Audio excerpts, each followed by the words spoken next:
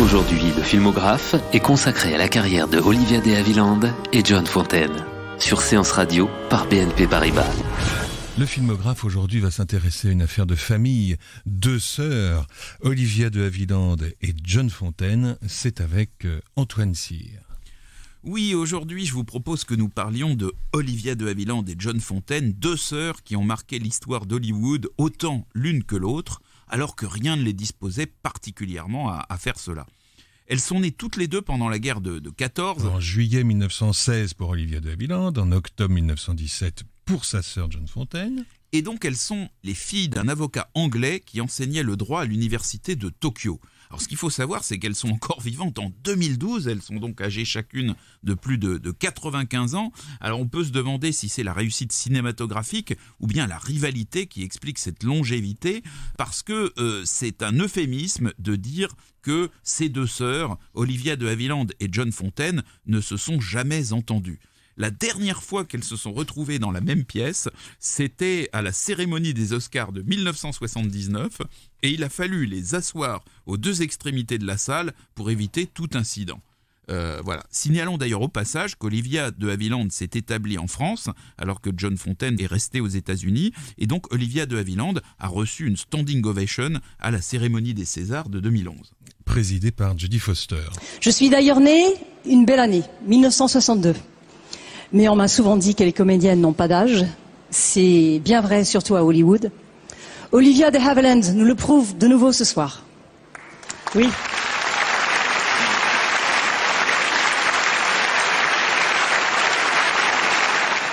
Olivia de Havilland, on commence par elle pour ce portrait croisé, l'un des deux sœurs. Ben oui, parce que c'est la première des deux sœurs à avoir été actrice. Elle va devenir dès 1935 la partenaire d'Errol Flynn dans Captain Blood, un film de corsaire qui est un modèle du genre, réalisé par le fantastique Michael Curtis. Et le prolifique, et le prolifique. 170 films en 50 ans. Et dans sa carrière, il suffit de comprendre sa filmographie pour voir que c'est un gros poisson d'Hollywood. Casablanca, le roman de Mildred Pierce, les aventures de Robin des Bois. Et donc à l'époque, Curtis est dans sa période de films de cap et d'épée. Et dès Captain Blood, l'association Errol Flynn Olivia de Havilland va s'imposer comme l'une des grandes affiches de Hollywood. Alors, le Captain Blood, qui est joué par Errol Flynn, c'est un médecin irlandais du XVIIe siècle qui va se transformer en capitaine pirate suite à des péripéties dont la moindre n'est pas d'être acheté comme esclave par la belle Arabella Bishop, fille d'un planteur jamaïcain, interprétée avec fougue par Olivia de Havilland. Alors cette rencontre un peu particulière va déboucher sur une relation tumultueuse et ensuite sur un mariage, non sans que Errol Flynn ait fait passer de vie à trépas un boucanier rival interprété par Basil Rathbone, l'acteur qui jouait Sherlock Holmes. Ensuite, il a délaissé le statut sulfureux de pirate pour celui beaucoup plus honorable et qui permet d'en faire un héros sympathique de corsaire au service de la couronne anglaise.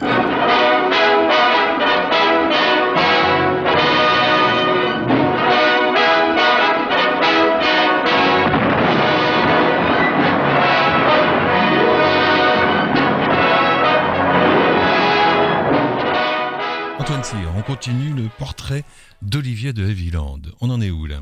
Alors, on en était donc à Captain Blood.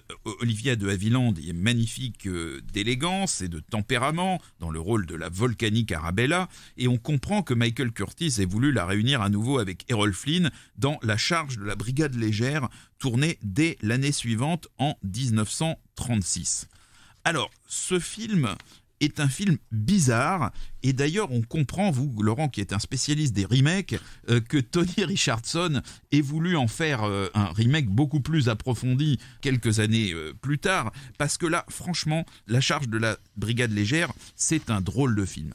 Ça raconte un épisode très controversé de l'histoire coloniale anglaise, la bataille de Balaklava, qui s'est déroulée pendant la guerre de Crimée en 1854 et pendant laquelle les dragons et les lanciers de Lord Cardigan, jetés dans une charge inutile et désespérée, furent décimés par l'armée russe. Alors, la charge de la brigade légère, c'est un épisode de l'histoire anglaise qui a été immortalisé par un poète, Alfred Tennyson, un de leurs grands poètes, qui a donc écrit des vers assez tragiques, notamment « Il n'y a pas à discuter, il n'y a pas à s'interroger, il n'y a qu'à agir et mourir. C'est beau. Et donc ces vers ont fait évidemment de la charge de la brigade légère un synonyme de l'absurdité de la guerre. Alors vous me direz, que vient faire Olivia de Havilland dans cette galère, Mais j'allais vous le dire. Voilà. Que vient faire Olivia de Havilland dans cette galère? Eh bien, elle est aimée de deux hommes, les frères Geoffrey et Perry Vickers, deux soldats de la couronne britannique, et elle choisit d'épouser Perry au grand désespoir de Geoffrey, qui est interprété par Errol Flynn, major dans le 27e régiment de lanciers britanniques. C'est ce dépit amoureux ainsi que la défaite de Chukoti en Inde qui va inspirer au personnage joué par Errol Flynn ce comportement héroïque jusqu'à la folie qui le fera courir à la mort. Alors Olivia de Havilland joue très bien son rôle de femme tiraillée entre deux hommes, mais son personnage est quand même bien secondaire dans un film où ce sont plutôt les péripéties du combat qui tiennent la vedette.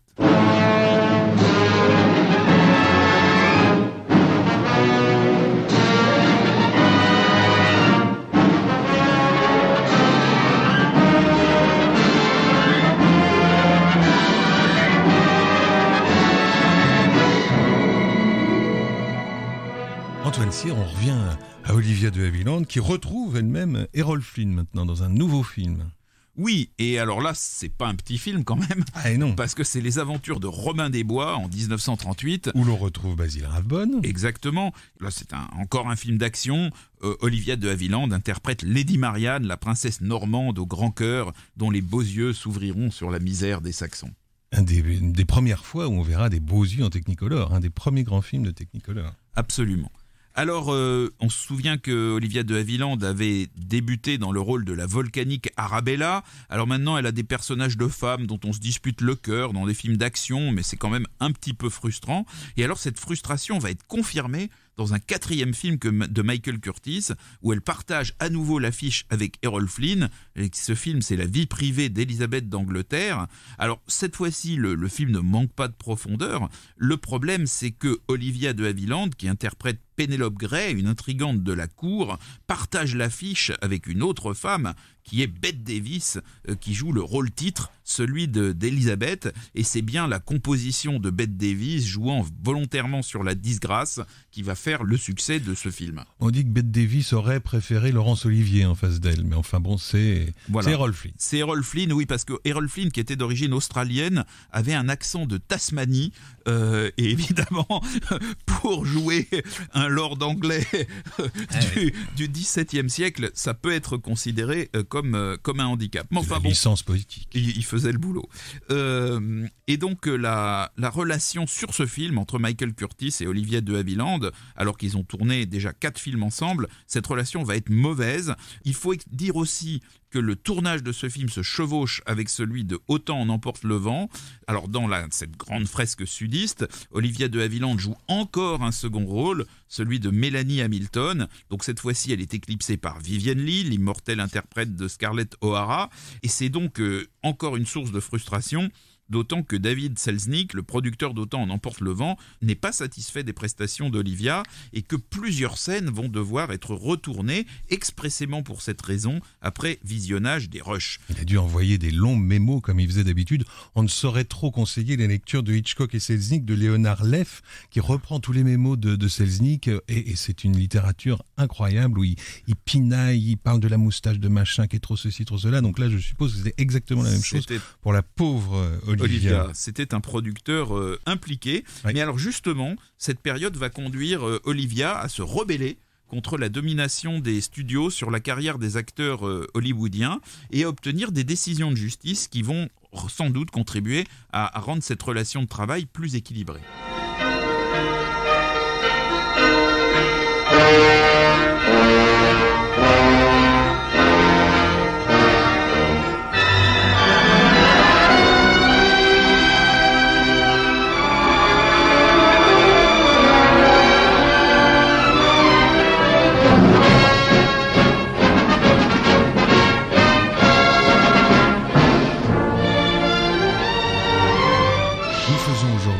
Antoine Cyr, le portrait de deux sœurs, Olivia de Havilland et Joan Fontaine. Alors on en arrive à Joan Fontaine maintenant. Et oui, la petite sœur. Que fait-elle la petite sœur Joan Fontaine dans tout ça ?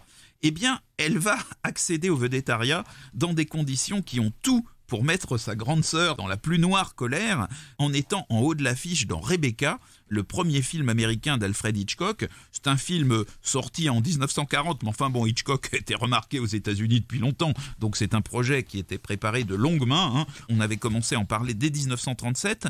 C'est un film qui avec Selznick, justement. Voilà, bien sûr. C'est un film qui raconte l'histoire troublante d'une femme qui vient de se marier avec un riche Anglais dont la première femme est morte 1 an plus tôt dans des conditions mystérieuses et dont le souvenir nimbe encore le domaine familial de Manderley. Alors, pour interpréter le premier rôle, c'est le nom d'Olivia de Havilland qui a d'abord été mentionné.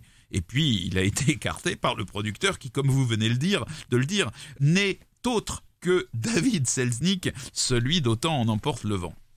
Alors ensuite, il y a Laurence Olivier, qui a été recrutée pour jouer le personnage masculin de Rebecca, qui va tout faire pour essayer d'imposer le choix de sa compagne, et qui est en l'occurrence Vivien Leigh, celle qui jouait Scarlett O'Hara, et qui donc avait fait de l'ombre à Olivia de Havilland dans Autant en emporte le vent. Mais Vivien Leigh est encore trop pénétrée du rôle de Scarlett O'Hara et elle fait des bouts d'essai qui ne s'avèrent pas bons. Et donc finalement, c'est John Fontaine, dont les références sont pourtant bien minces en comparaison, qui va être préféré. Alors Fontaine, c'est le nom de jeune fille de sa mère, et c'est Georges Cukor qui a suggéré son nom, et pour cause, elle avait émergé en 1939 en jouant avec talent un rôle relativement secondaire dans Femme, ce fameux film de Cukor qui tourne surtout autour de l'affrontement entre Norma Shearer et John Crawford, et dont la caractéristique est d'être interprété exclusivement par des femmes. Alors John Fontaine est magnifique dans Rebecca et le film aura 2 Oscars, ce sera vraiment le grand film de l'année 40 à Hollywood et dès l'année suivante, Hitchcock tourne un autre très grand film, Soupçon avec Cary Grant, qui vaudra à John Fontaine l'Oscar de meilleure actrice, une distinction qu'elle obtiendra donc avant sa sœur aînée.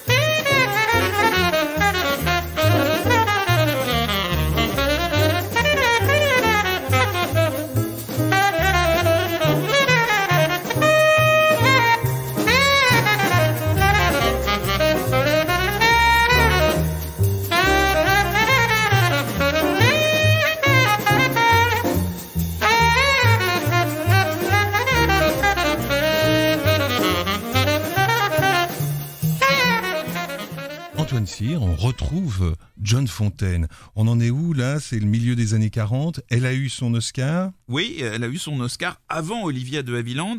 Alors, ça n'arrange pas les choses. Ça n'arrange pas les choses. Alors cela dit, sur la durée, c'est quand même Olivia qui va afficher le meilleur palmarès avec 2 Oscars. Ça fait 3 Oscars pour 2 sœurs, c'est quand même pas mal. L'un en 1946 pour À chacun son destin, qui est un film qui n'a pas laissé un souvenir impérissable. Laurent, Ginger Rogers avait refusé le rôle. Oui, ouais. Non. Voilà. Oubliable. Et alors en 1949, un film qui lui est plutôt inoubliable, c'est L'Héritière, qui est un grand film de William Wyler. C'est un film tiré de Henry James, le grand écrivain américain du 19e siècle. C'est un film un peu précurseur de l'ambiance de certains films de James Ivory. Et Olivia de Havilland y joue le rôle d'une jeune femme riche, mais plutôt disgracieuse. C'est un rôle donc tout à fait de composition, dans lequel elle réussit très très bien aux côtés de Montgomery Clift. Et elle reçoit cet Oscar alors qu'il y avait en compétition Susan Hayward, Deborah Kerr et Loretta Young, entre autres. Voilà. Alors nous sommes à la fin des années 40, c'est la grande période du film noir, et Olivia va s'y illustrer en tournant avec Robert Siodmak, l'un des maîtres du genre, dans Double Énigme, un film dans lequel elle interprète 2 rôles, celui de 2 sœurs jumelles, dont l'une, mais c'est pas toujours facile de savoir laquelle, est une psychopathe criminelle et redoutable. Alors dans le même temps, Joan Fontaine va énormément tourner, elle fait aussi une très belle carrière, elle tourne avec les plus grands, de Max Ophuls à Billy Wilder, et puis elle va jouer Lady Rowena dans Ivanhoe, un très bon film d'action de Richard Thorpe, dont l'argument et l'ambiance sont quand même pas sans rappeler ceux de Robin des Bois, où Olivia de Havilland interprétait Lady Marianne.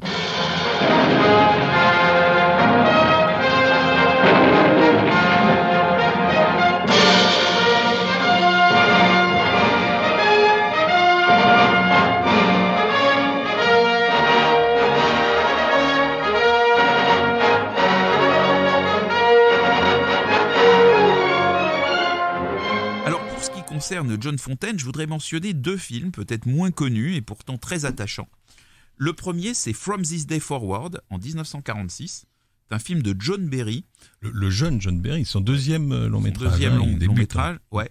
Où Joan Fontaine interprète l'épouse d'un soldat démobilisé qui ne parvient pas à trouver de travail au lendemain de la Seconde Guerre mondiale.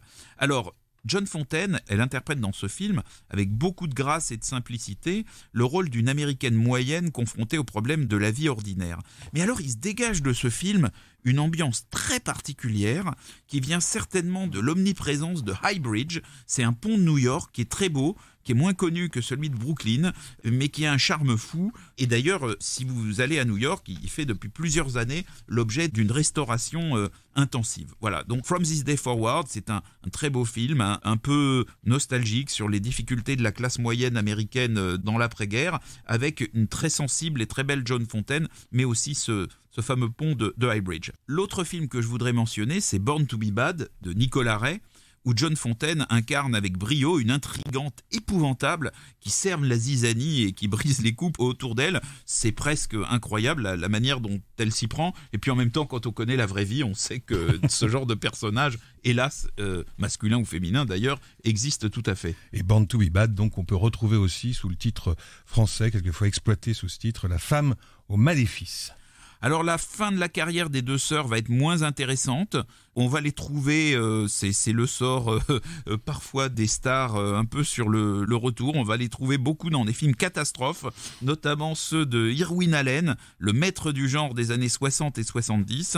Alors je vous recommande pour voir Joan Fontaine dans un film d'Irwin Allen, Le sous-marin de l'Apocalypse, un film de 1962 dans lequel les héros sont confrontés à un réchauffement climatique tellement violent qu'ils ne peuvent trouver leur salut que sous la mer. Mais alors là, c'est the réchauffement climatique, c'est-à-dire à chaque fois qu'ils refont surface, le ciel est en feu. Enfin, vraiment, ils sont obligés de replonger très très vite, quoi. Voilà. Donc ça, c'est le sous-marin de l'Apocalypse, c'est avec Joan Fontaine. Et puis alors, il y en a un autre de Irwin Allen avec cette fois-ci Olivia de Havilland. C'est pas des très très grands films, mais c'est des films sympathiques. Cette fois-ci, c'est L'inévitable catastrophe.